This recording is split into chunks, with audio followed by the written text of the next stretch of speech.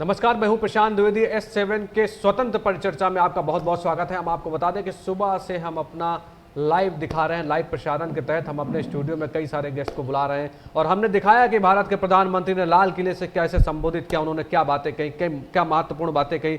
इसी चर्चा पे हमारे साथ में अनुभव कक्कड़ जी मौजूद हैं, जो कि डायरेक्टर हैं उत्तर प्रदेश कोऑपरेटिव बैंक के। अनुभव जी, बहुत बहुत स्वागत है आपका हमारे इस खास कार्यक्रम स्वतंत्र परिचर्चा में। नमस्कार, बहुत बहुत धन्यवाद। क्योंकि आज का दिन बहुत महत्वपूर्ण है, 15 अगस्त का दिन है और जाहिर सी बात है भारत के प्रधानमंत्री ने जिस तरह से लाल किले से संबोधित किया और उन्होंने सबसे महत्वपूर्ण बात कही, पूरा देश कोरोना वायरस से परेशान है। हमने बहुत सारी तैयारियां की, भारत के प्रधानमंत्री ने जो भी प्रयास किए वो कहीं ना कहीं कारगर साबित हुए। जैसे उन्होंने आज संबोधित करते हुए कहा कि हम 3 वैक्सीन पे काम कर रहे हैं और हमारे वैज्ञानिक जो हैं वो लगे हुए हैं। जैसे हमें हरी झंडी मिलेगी हम तैयार हैं। इतनी बड़ी बात आज के दिन प्रधानमंत्री ने कही, एक संजीवनी बूटी का काम कर रही है बात। कैसे देखते हैं आप? पहले तो प्रशांत जी, आज स्वतंत्रता दिवस के इस पावन पर्व पर आपके चैनल के माध्यम से आपको, आपकी पूरी टीम को और पूरे देशवासियों को आज स्वतंत्रता दिवस की मैं हार्दिक शुभकामनाएं देना चाहता हूं। बहुत बढ़िया विषय से आपने कार्यक्रम की शुरुआत करी है जी।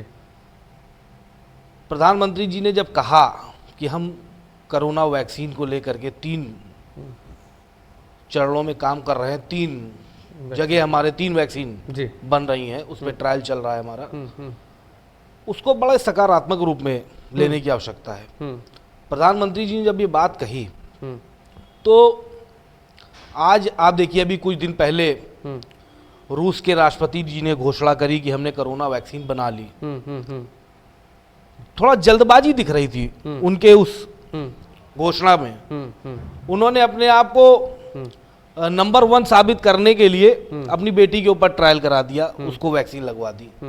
WHO कह रहा है कि अभी हमारे मानकों के अनुरूप नहीं है, हम उसको मान्यता नहीं देते हैं। पूरी दुनिया के देश होड़ में लगे हैं जी कि हम जल्दी से जल्दी वैक्सीन बनाएं और फिर उसको मार्केट में लॉन्च करें, उससे पैसा कमाएं, दुनिया में अपनी ख्याति बढ़ाएं। लेकिन प्रधानमंत्री जी ने एक गंभीरता का परिचय दिया। प्रधानमंत्री जी ने इस महामारी के दौर में, जिस समय पूरी दुनिया कोरोना वैक्सीन के इंतजार में बैठी हुई है, प्रधानमंत्री जी ने एक तरफ अपने वैज्ञानिकों का उत्साहवर्धन किया, उनका संबल बढ़ाने का काम किया और दूसरी तरफ एक धैर्य का परिचय दिया। उनके उद्बोधन से ये महसूस हुआ कि हम इस कार्य को एक अनुष्ठान के रूप में ले रहे हैं। वैक्सीन निर्माण के लिए हम कोई प्रतिस्पर्धा की दौड़ में नहीं है, ये समाज कल्याण के लिए एक संजीवनी बूटी तैयार होने वाली है, जिससे जो पूरी दुनिया परेशान है, हम ऐसी वैक्सीन बनाएं जी। भले उसमें कुछ समय लग जाए, लेकिन जब वैक्सीन बन करके तैयार हो और जब वो मानव समाज को लगाई जाए, दुनिया के देशों में जो पीड़ित लोग हैं उनको ये लगाई जाए वैक्सीन, या मेरे देश के जो कोरोना संक्रमित लोग हैं उन तक जब वैक्सीन पहुंचे तो इसके कहीं दुष्परिणाम ना देखने को मिले। पता चला हमने वैक्सीन लगाई, 3 महीने बाद उसके दुष्परिणाम कुछ और देखने को मिले, मानव समाज के लिए ये एक खतरनाक होगा। तो प्रधानमंत्री जी ने बड़े धैर्य का परिचय देते हुए एक बड़े अनुष्ठान के लिए देश के वैज्ञानिकों को उनका उत्साहवर्धन किया, उनका मनोबल बढ़ाया और निश्चित तौर पे मुझे पूरा विश्वास है कि ये ऋषि मुनियों की धरती है। बड़े बड़े देश, बड़े बड़े दुनिया के ताकतवर मुल्क जो काम नहीं कर पाए, उस काम को हमारे देश के ऋषि मुनियों ने बहुत पुराने समय से किया है। और देखिए, आज कोरोना की दौर चल रहा है, इसकी भी अभी तक का कोई इसका इलाज नहीं मिला, कोई वैक्सीन नहीं मिली, लेकिन इम्यूनिटी बूस्टअप की बात जब हम करते हैं, अपने शरीर को मजबूत करने की बात करते हैं, तो हम क्या कहते हैं? लौंग खाइए, काढ़ा पीजिए, दालचीनी का प्रयोग कीजिए। उन सारी औषधियों की बात हम कर रहे हैं जिसको कभी पश्चिमी सभ्यता के लोगों ने, या जो अपने आप को सुपर पावर कहते हैं, विकसित राष्ट्र कहते हैं, अत्याधुनिक राष्ट्र कहते हैं, वो उपहास उड़ाते थे। लेकिन आज देखिए, उसी कोरोना के दौर में उन सारे देशों के लोगों को हमारी तरफ आना पड़ा। हमारी पुरानी सभ्यता, जो हमारे ऋषि मुनियों ने जिनकी खोज करी थी, उनको अपनाना पड़ रहा है। तो कहीं ना कहीं हमारी जो पुरानी सभ्यता रही, जो हमारा इतिहास रहा है, आज उसको दुनिया मानने को मजबूर हुई है। और निश्चित तौर पे मुझे पूरा विश्वास है, थोड़ा समय अधिक लग सकता है, लेकिन जिस दिन भारत की वैक्सीन तैयार होगी पूरे दुनिया में उसको मान्यता मिलेगी। पूरे दुनिया के देश कतार लगा करके हिंदुस्तान से अपेक्षा करेंगे कि वो वैक्सीन हमको दी जाए। अच्छा, मुझे बताइए कि देखिए, डिजिटल भारत की बात प्रधानमंत्री ने कही कि डिजिटल भारत की जो अभियान था, इस कोरोना काल में बहुत बड़ा उसने काम किया। और इतना पुराना विजन जैसे चला आ रहा था, जाहिर सी बात है प्रधानमंत्री ने डिजिटल इंडिया को बढ़ावा देने के लिए बहुत सारी योजनाएं के बारे में बातचीत की थी। और आप इस बात को जानते हैं कि 7 न्यूज़ चैनल में डिजिटल माध्यम से, अब डिजिटल की दुनिया है, डिजिटल माध्यम से हम देश और दुनिया की खबरें दिखाते हैं आपको, जैसा कि आज हमने लाइव भी दिखाया, प्रधानमंत्री जी का संबोधन लाइव दिखाया। डिजिटल अभियान के बारे में क्या कहना आपका? जो एक सोच थी आज वो कारगर साबित हो रही, क्योंकि हम वेबिनार कर रहे हैं, हम ऑनलाइन बात कर रहे हैं, भारत के प्रधानमंत्री ऑनलाइन संबोधित कर रहे हैं, बहुत सारी चर्चाएं हो रही, क्या कहना है आपका? निश्चित तौर पे कोरोना काल में एक डिजिटल प्लेटफॉर्म बहुत उपयोगी साबित हुआ। जो लोग इससे अभी तक बचते थे वो लोग भी डिजिटल प्लेटफॉर्म पे आए। बहुत सारे लोग, जैसे डिजिटलाइजेशन जब माननीय मोदी जी जब से आए 2014 से, उन्होंने इसकी तरफ बहुत उनका पहले से लक्ष्य था कि हम डिजिटलाइजेशन को बढ़ावा देंगे। और होता क्या था कि हम लोग डिजिटल हो रहे थे, नौजवान तो डिजिटल हो रहा था, लेकिन जो एक पीढ़ी पीछे के लोग हैं वो थोड़ा सा गंभीरता कम ले रहे थे। जैसे रेलवे का टिकट, ई टिकट बुक हो जाता था मोबाइल से, लेकिन हमारे स्वभाव में था कि नहीं, जब तक हम खिड़की पर नहीं खड़े होंगे तब तक हमको टिकट नहीं मिलेगा। व्यवस्था थी लेकिन हम उसको मानने के लिए तैयार नहीं थे। लेकिन आज कोरोना काल चल रहा है, प्लेटफॉर्म पर टिकट नहीं मिल रहा है, हमने उस व्यवस्था को स्वीकार किया, जो व्यवस्था 4-5 साल 6 साल पहले से बहुत तेजी से फैल चुकी थी। तो निश्चित तौर पे कोरोना काल में जो असुविधाएं पैदा हुई, मोदी जी के कुशल नेतृत्व की देन थी, मोदी जी के एक विजन की देन थी कि हमने उसको अवसर के रूप में लिया जी। और आज भारत का प्रत्येक नागरिक डिजिटलाइजेशन की तरफ बढ़ रहा है। बिल्कुल ठीक बात। और देखिए, एक महत्वपूर्ण बात यह भी है कि अगर डिजिटल बढ़ावा डिजिटल को दिया गया तो प्रधानमंत्री मोदी ने पहले से एक विजन अपना सेट कर रखा था। आप देखिए, ऑनलाइन पैसे अब लोगों के पास में जा रहे हैं। आप कन्याधन की बात कर लीजिए, आप आवासीय योजना की बात कर लीजिए, आप शौचालय बनाने की बात कर लीजिए। तो जो विजन होता, जो तैयारी होती, वो पहले से काफी की जा चुकी थी। बिल्कुल बिल्कुल ठीक। कहीं ना कहीं जो ये परिणाम दिखाई पड़ रहा है, इस कोरोना काल में परिणाम दिखाई पड़ रहा है, वो सार्थक नजर आ रहा है। और मेरा भी ये सोचना है कि जाहिर सी बात है, अगर इस तरह के प्रयास किए जाएं, जिसकी पहले से तैयारी की जाए, तो बहुत कुछ हो सकता है। देश बदल रहा है और बदलेगा भी। बिल्कुल बिल्कुल। अच्छा, प्रधानमंत्री जी ने आज और भी महत्वपूर्ण बिंदुओं पर बात की। हम लोग इसलिए आज इस पर चर्चा कर रहे हैं क्योंकि भारत के प्रधानमंत्री के नेतृत्व में पूरा देश चल रहा है और जिस तरह से कोरोना संकट चल रहा है उसको लेकर कहीं ना कहीं परेशानियां भी हैं। उसके अलावा भी उन्होंने बहुत सारी बात की। उन्होंने शिक्षा के ऊपर बात की। उन्होंने कहा कि भारत का निर्माण तभी होगा जब शिक्षित लोग होंगे, और शिक्षा पे जोर डालते हुए उन्होंने बात कही। कैसा लगता है आपको जब भारत का प्रधानमंत्री कई बिंदुओं पर खुल के बात करता है और जिस तरह से वो बताते हैं? जाहिर सी बात है, उनके बहुत सारे फॉलोअर्स हैं, आप लोग भी उनको फॉलो करते होंगे, पार्टी के पदाधिकारी हैं, आप लोग ज़मीनी स्तर पे काम करते हैं। तो जो योजनाएं हैं, स्वच्छता की बात कर लें, हम स्वच्छ भारत योजना की बात कर लें, शौचालय की बात कर लें, उसी में आती है, आवासीय योजना की बात कर लें, हम किसानों के उत्थान की बात कर लें, आप लोग फील्ड में रहते हैं, कैसे देख रहे हैं और कहाँ तक कारगर हो रही हैं सब चीज़ें? जैसे शिक्षा नीति की बात आपने करी, हम लोग छोटे थे तो उपहास के रूप में हम लोग को बताया जाता था, चर्चा का विषय होता था कि पहले पुस्तकों में पाठ्यक्रम में गा से गणेश पढ़ाया जाता था। तो पप्पू के पापा जब प्रधानमंत्री बने तो उन्होंने कहा कि नहीं, गा से गणेश, गणेश सांप्रदायिक है, तो उन्होंने गा से गधा पढ़ाना शुरू कर दिया।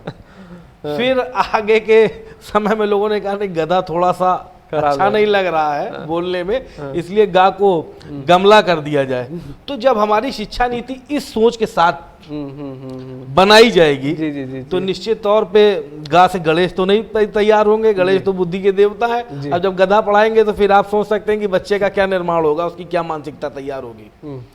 तो आज एक लंबे समय के बाद नई शिक्षा नीति तैयार की गई। प्रधानमंत्री जी का शुरू से जोर था कि हम काबिल पैदा करें, पढ़े लिखे डिग्री होल्डर हमने तैयार कर दिए, लेकिन वो जिस विषय के डिग्री होल्डर हैं उनको विषय का ज्ञान नहीं है, विषय शून्य है, डिग्री हमारे पास बहुत बड़ी है। और जब वो दुनिया की दौड़ में खड़ा होता है तो वो कहीं ना कहीं अपने आप को कमजोर महसूस करता है, क्योंकि उसको प्रैक्टिकल ज्ञान नहीं है। प्रधानमंत्री जी ने कौशल विकास के माध्यम से नौजवानों को कामगार बनाने की, उनको हाथ का हुनर वो सीखें, बिल्कुल, इस पर जोर दिया। और मैं वो दिन देख रहा हूं प्रशांत जी, जिस तरह चाइना के गांव में छोटे छोटे कुटीर उद्योग जन्मे, गांव के अंदर छोटी छोटी इंसैलरीज लगी हुई हैं, जिनको आप कुटीर उद्योग कहते हैं। मोबाइल बन रहे हैं, मोबाइल का कोई पार्ट बना रहे हैं, कोई इलेक्ट्रॉनिक पार्ट्स बना रहा है। क्यों? क्योंकि उन्होंने हुनर सिखाया। आज हमारे देश के नौजवानों को, प्रधानमंत्री जी की इच्छा है कि हमारे देश का नौजवान भी उसी दिशा में बढ़े। हमारे गांव का जो नौजवान है उसको कहीं दूर जाने की आवश्यकता नहीं है, उसको हम उसके गांव में, उसके घर पर रोजगार देंगे, उसके लिए हम उसको हुनरमंद बनाएंगे। इसलिए कौशल विकास के अंतर्गत बहुत बड़ा अभियान चल रहा है सरकार का, और निश्चित तौर पे मेरा मानना है कि बहुत कम समय के अंदर जी हम उसको पूरा करके दिखाएंगे। आपने बात कही स्वास्थ्य की।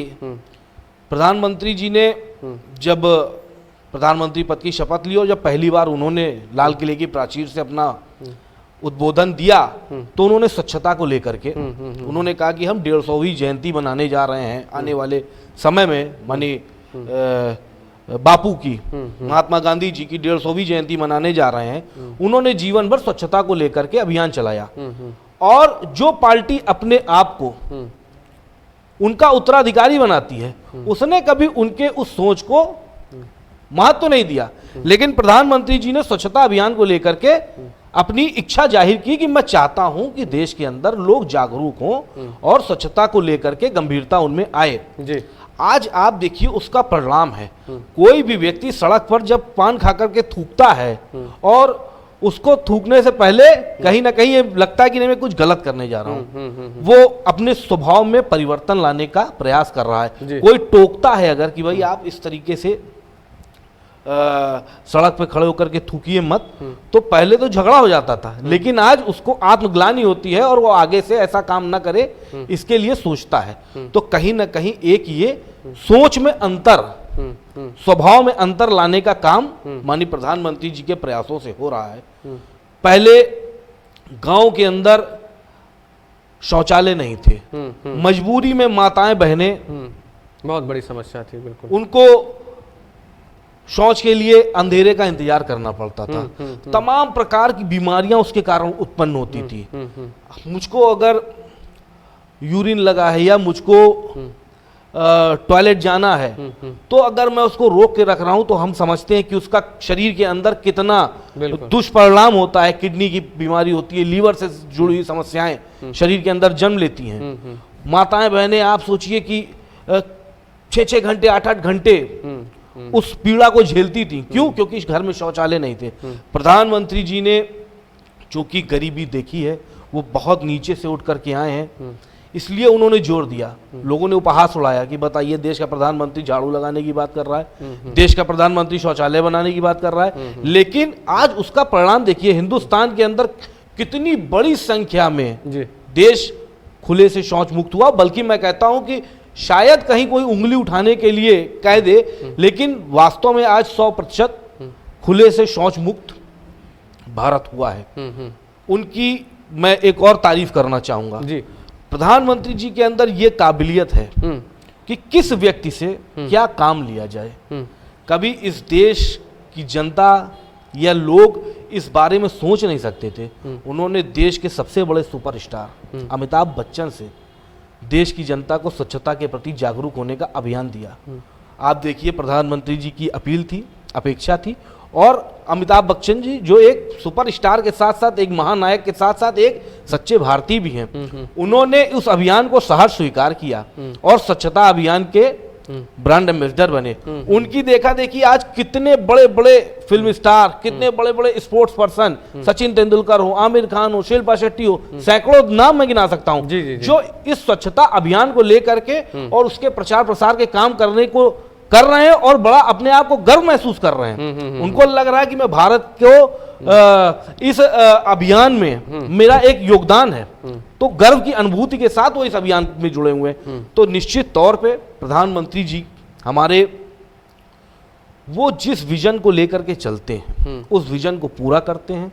सच्ची श्रद्धा के साथ, सच्ची शिद्दत के साथ वो किसी भी अभियान को लेते हैं और उसको पूरा करते हैं। चलिए, जाहिर सी बात है कि जिस तरह से आपने बताया, प्रधानमंत्री के विजन के बारे में बताया, आप ग्राउंड में जाते हैं, बहुत सारी समस्याओं को आपने देखा और मैं देखता हूं कि लगातार जिस तरह से आप भी प्रयास कर रहे हैं, चाहे वो नगर की बात करें, लगातार लोगों से मुलाकात करते हैं। आपका बहुत बहुत धन्यवाद, बहुत बहुत साधुवाद कि आपने इतना समय दिया हमको, और 15 अगस्त की आपको भी बहुत बहुत शुभकामनाएं अनुभव जी, कि आप बहुत आगे बढ़ें और बहुत कुछ करें अपने शहर के विकास के लिए और आपसे जो लोग जुड़े हैं उनके विकास के लिए। बहुत बहुत बहुत धन्यवाद प्रशांत जी, बहुत बहुत धन्यवाद। तो ये थे अनुभव कक्कड़ जी, जो हमारे साथ में सीधे हमारे स्टूडियो में जुड़े थे। अनुभव कक्कड़ जी ने साफ तौर पे बताया कि प्रधानमंत्री के विजन को किस तरह से पूरा करने का वो भी प्रयास कर रहे हैं और वो भी ग्राउंड पे जाते हैं। मैं लगातार देखता हूँ कि ग्राउंड पे जिस तरह से पहुँचते हैं, लोगों से मुलाकात करते हैं और उनकी समस्याओं को भी सुनते हैं। तो अनुभव कक्कड़ जी के लिए भी बहुत बहुत शुभकामनाएं। और S7 लगातार लाइव कवरेज आपको दिखा रहा, हम लगातार आपसे कई लोगों से रूबरू आपको करा रहे हैं अपने खास कार्यक्रम स्वतंत्र परिचर्चा में। अभी फिर होगी आपसे मुलाकात। नमस्कार।